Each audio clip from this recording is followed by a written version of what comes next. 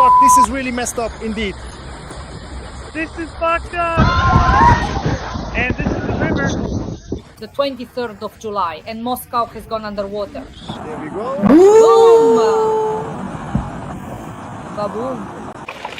Well, here we are, Nagornaya Street. The courtyard of this business center has turned into a lake. And we're trying to wade across it. Wading means like this, like Muscovites. I'm swimming to the parking lot. Well, the parking lot is blocked off. I made it, decided to swim. It's deep enough, everything's fine. There are lakes on Rublyovka. In the city center, there are waterfalls, cars are sinking, ambulances are stuck, and people are getting to work in sneakers soaked up to their knees. I've never seen anything like this in my life. It's a nightmare. And it just won't stop. Look. There are people trapped on the porch, probably waiting to be rescued, not to mention those cars. Only a major overhaul can save them now, and that's in the best case scenario. They've gone underwater up to the roof, so obviously the engines and all the electronics will have to be replaced. In just one day, a third of the monthly rainfall hit shopping malls are flooded, bridges have been washed away, and car washes now operate without any human involvement. Just leave your car and it'll sink on its own.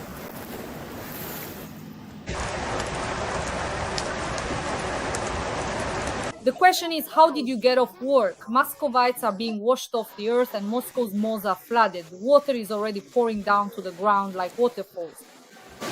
This is absolutely insane, guys. They're not even trying to fix it at all. It's just simply not ready yet, you know? Moscow has gone underwater. It hasn't been like this in a very long time. Like, comment, subscribe, and let's get started. Women in Moscow are stuck in their car and can't open the door, while the interior is sinking to the bottom. People are climbing over fences to cross the streets.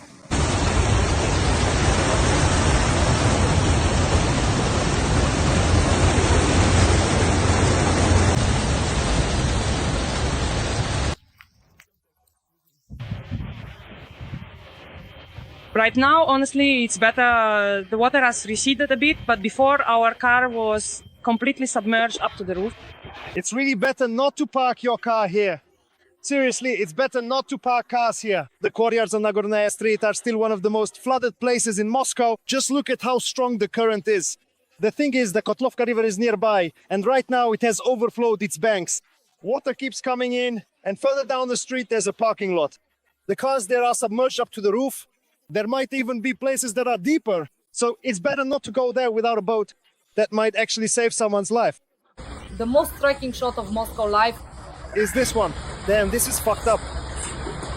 This is a disaster. And now it's going to float away, just like the Russian State Duma. Well, no, waterfalls are welcome too, of course. This is shock content. The center of Moscow is flooded, the State Duma has gone underwater, deputies are in a panic, friends. No, I was going to go over there. Look, it flipped over.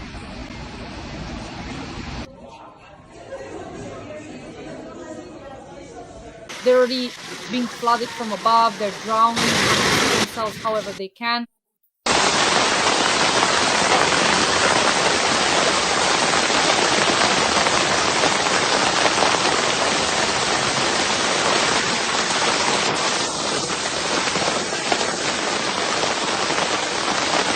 It's the 23rd of July. People are fleeing from the flood, the water is lapping at the windows. The system can't cope. This isn't just a flood in Moscow, it's a disgrace for the regime.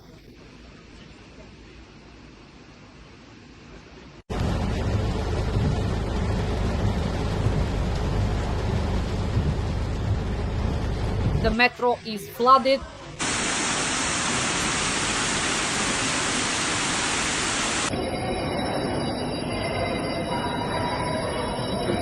Cars are floating. And the Patriarch ponds have completely sunk. And it's a flowing river indeed. This is a sea. This is a river. Look, guys, people are swimming in the Patriarch pond.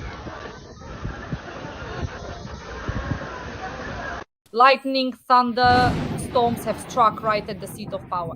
The State Duma is flooded.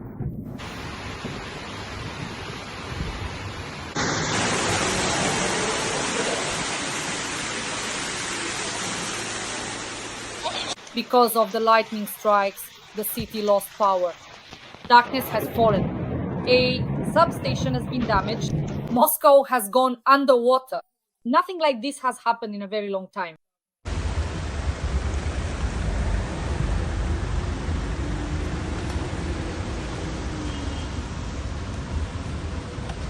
The city center is flooded, cars are underwater, Muscovites are running, shouting, fleeing from the torrents. This is truly a river. This is a sea. This is a river. Look, guys, people are swimming in Patriarch Pond.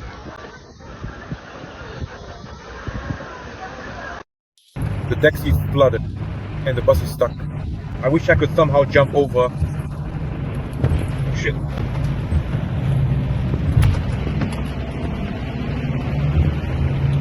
Damn.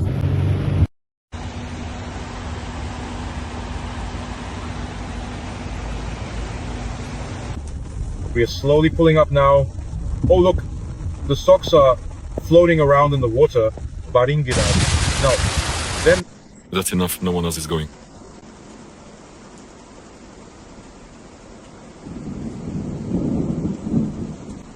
Well, seriously, we had the best act.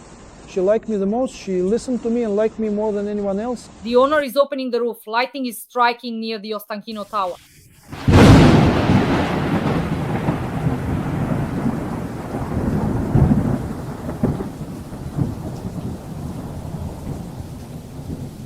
The entire metro system is completely without power, and massive waves of water are now breaking into the Moscow subway tunnels.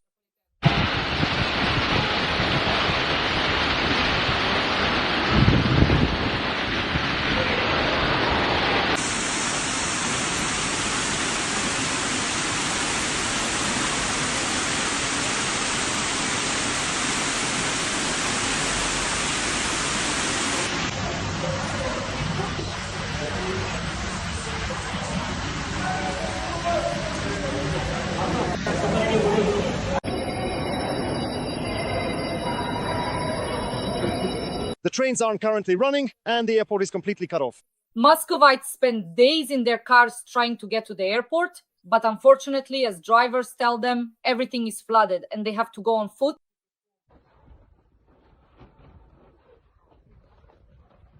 There's water in the building entrances and boats on the streets.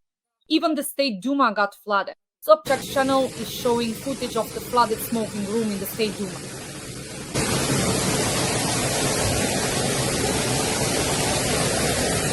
Well, I welcome the waterfall too, of course.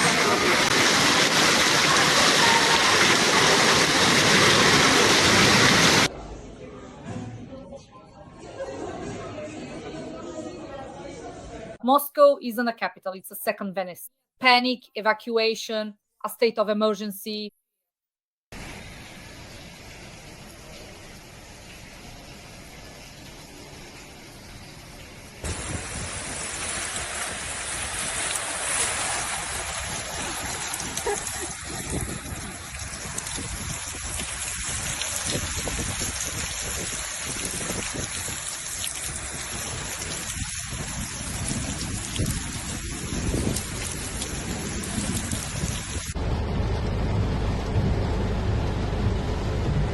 The capital of Russia is in total collapse.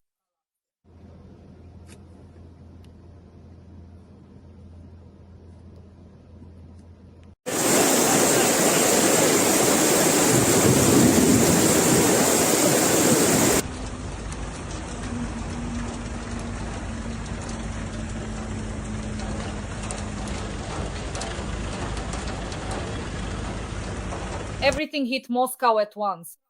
Flood, hurricane, lightning, transportation shutdowns, and threats of missile strikes from Trump himself.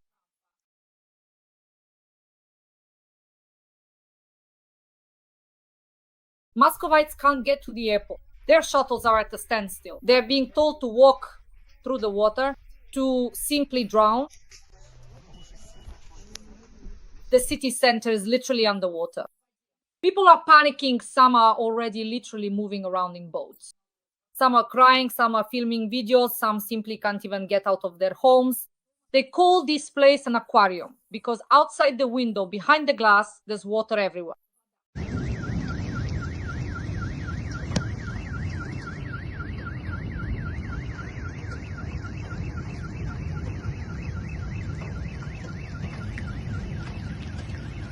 All of this is happening against the backdrop of the usual mantra. The situation is under control. Sheremetyevo airport is inaccessible. Trains aren't running. There's even water inside the State Duma building. And it seems the system is sinking along with the capital.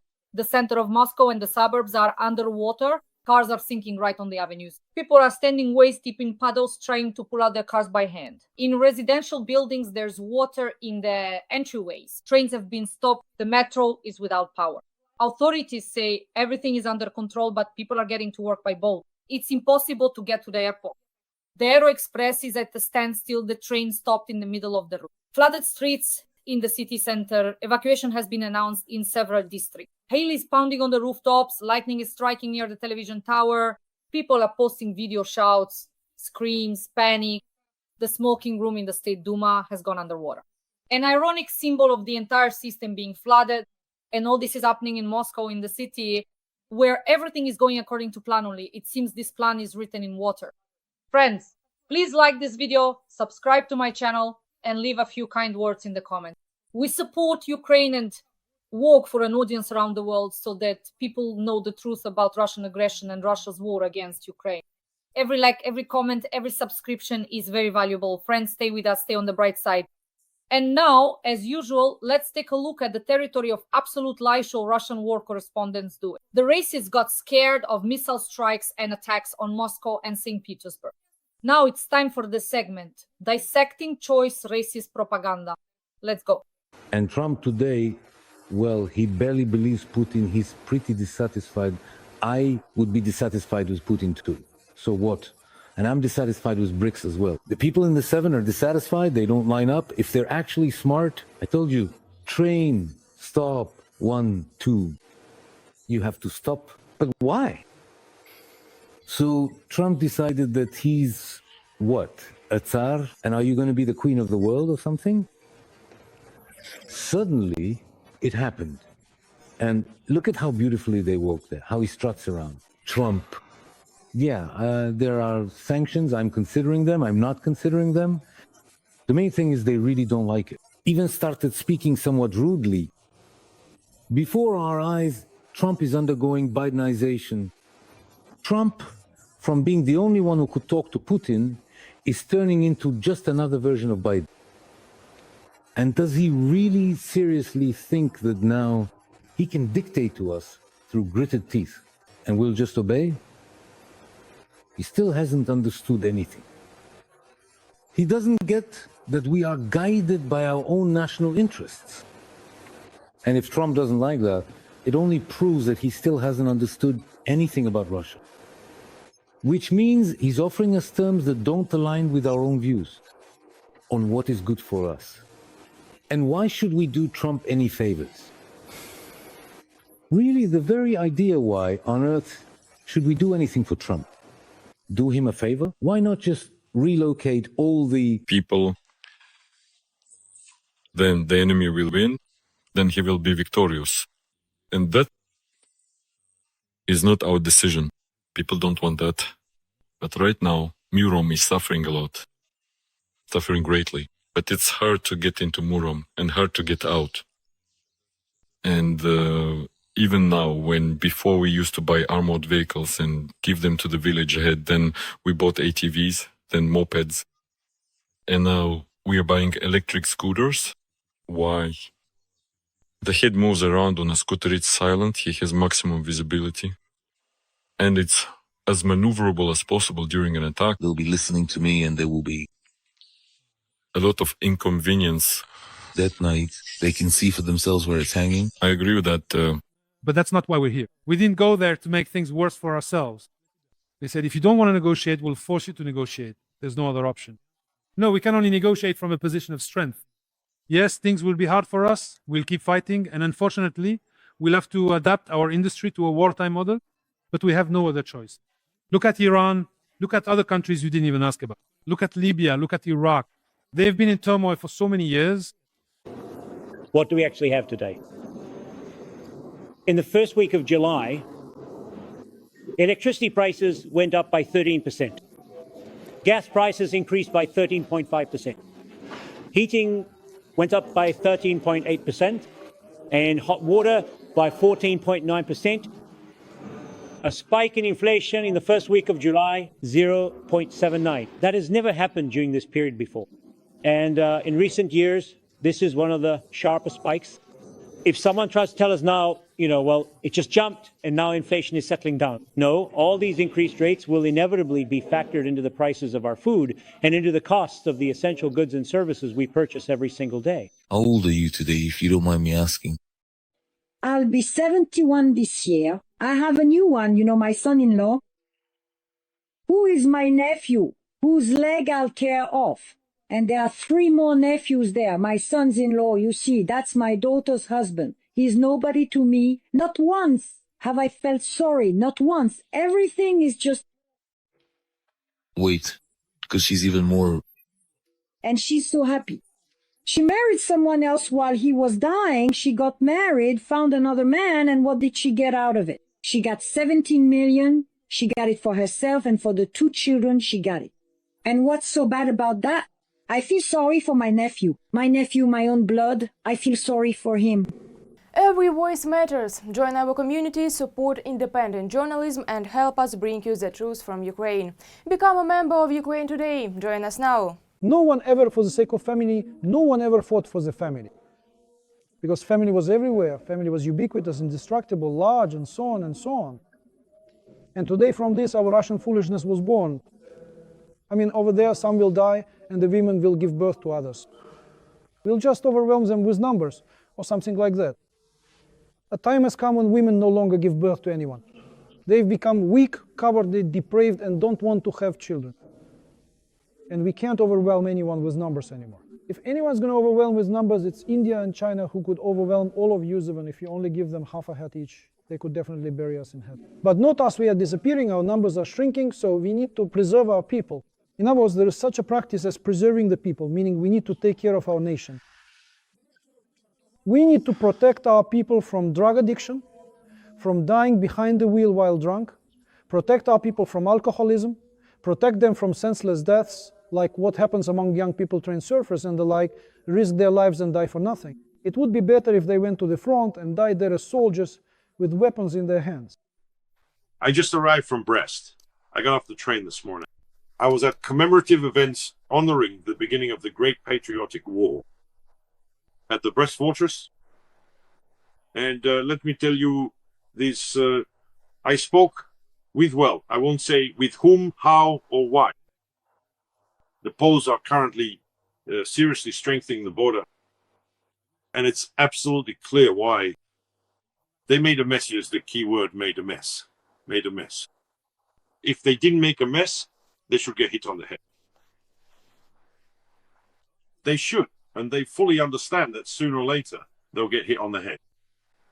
No matter what kind of mines they lay along the borders, and no matter what they do, the time will come, I'm more than sure of it, and they'll get hit on the head. Actually, this is the first war where we're fighting without relocating the population. How is that even possible? When there are troops stationed in the cities, and there's always some informant who will send out the coordinates, and then we'll end up burying heroes. For us, air defense has become a normal part of life. And when you read books about the Great Patriotic War, there were so many books written, songs composed, and paintings created. This war, it's so deeply internal, it seeps into every corner, and those hidden reserves, they get exhausted. For us, it's a tough ordeal for the residents. The border areas have been hit the hardest. One of the girls, an artist, started drawing Shinton coffee on shrapnel from the 400S. But at the same time... This is the casing, the lid. It's the lid, absolutely the lid when a rocket is launched. These parts fall off, and it's become probably a kind of symbol. On one hand, it's what protects us, and on the other, there's hope, not just as a feeling, but a confidence in a near victory. And that's something each of us carries inside. So honestly, I wanted to give this from the bottom of my heart. Thank you very much. Thank you.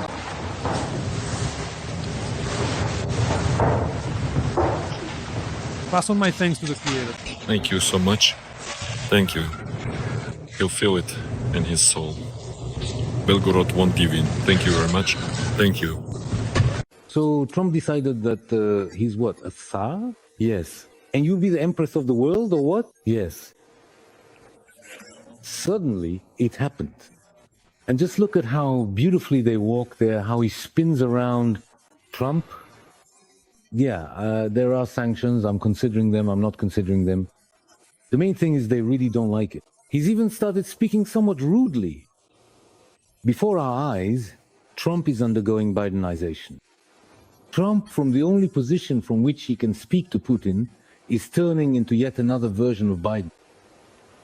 And by doing so, does he seriously think that right now he can dictate to us with an air of superiority and we'll just obey? He still hasn't understood anything.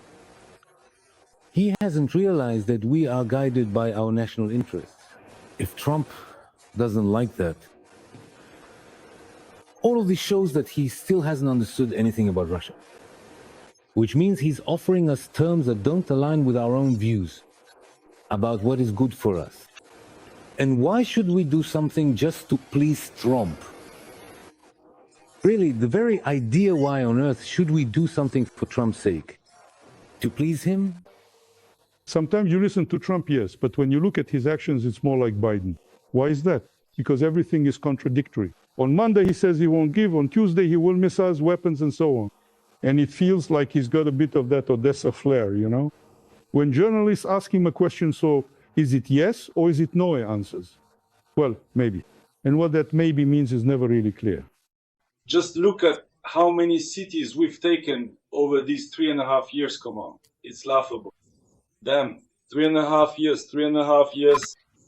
And I assert, this is my opinion, that there are over 1 million casualties, killed, missing and wounded, including those who died in hospitals. If Russia so much as raises an eyebrow for a second, we are, after all, Azerbaijan's third largest trading partner. And I'd like to remind you how much money is transferred from Russia to Azerbaijan, not from Azerbaijan to Russia. Or consider the 300 kilometers of shared border. And reading what they allow themselves to say and seeing what they say on national television, do you really want to go to war? Some countries have already had problems because of this, naively believing they could get away with it and then bitterly regretted it. That's why I believe that the activities of British and Turkish intelligence services on Azerbaijani territory aimed at destabilization will ultimately lead to only one outcome: to unthinkable losses and profound tragedy for the innocent, sane residents of Azerbaijan. There are all sorts of considerations, all sorts of circumstances, internal considerations, internal policies. But I'm not talking about our domestic politics, but about our neighbor. Well, it's sad and sorrowful. What will this lead to? Nothing good. Well, at the very least, to serious economic losses. Especially if Russia, as in the case with Azerbaijan, holds third place in terms of trade turnover.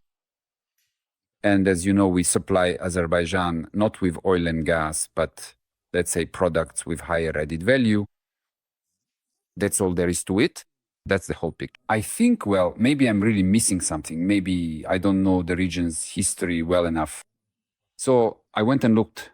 Where is this history of Great Azerbaijan that was supposedly interrupted by the military intervention of the Russian Empire? I didn't find any Azerbaijan. It simply didn't exist. And in fact, I couldn't even find such an ethnicity as Azerbaijani, that is this very ethnicity that we now know as Azerbaijanis, with all due respect. Apparently, it was also invented by the Soviet authorities. With all due respect to Azerbaijan, its history and its traditions, if Russia so much as raises an eyebrow for a moment, we are the third largest trading partner of Azerbaijan. And I want to remind you of the amount of money transferred from Russia to Azerbaijan, not from Azerbaijan to Russia. And then apparently the situation could change dramatically. Is that what they're counting on? Or considering the 300 kilometers of border and seeing what some people allow themselves to say and watching what is said on central television, do you really want to go to war? I'm sure that no person in their right mind living in Azerbaijan would ever go that far. Friends, thank you for being with us. Give this a like. Subscribe to my YouTube channel. Stand on the side of light, on the side of Dasha Shaslivaya's YouTube channel. Thank you very much. Glory to Ukraine. Glory to the heroes. We will definitely win.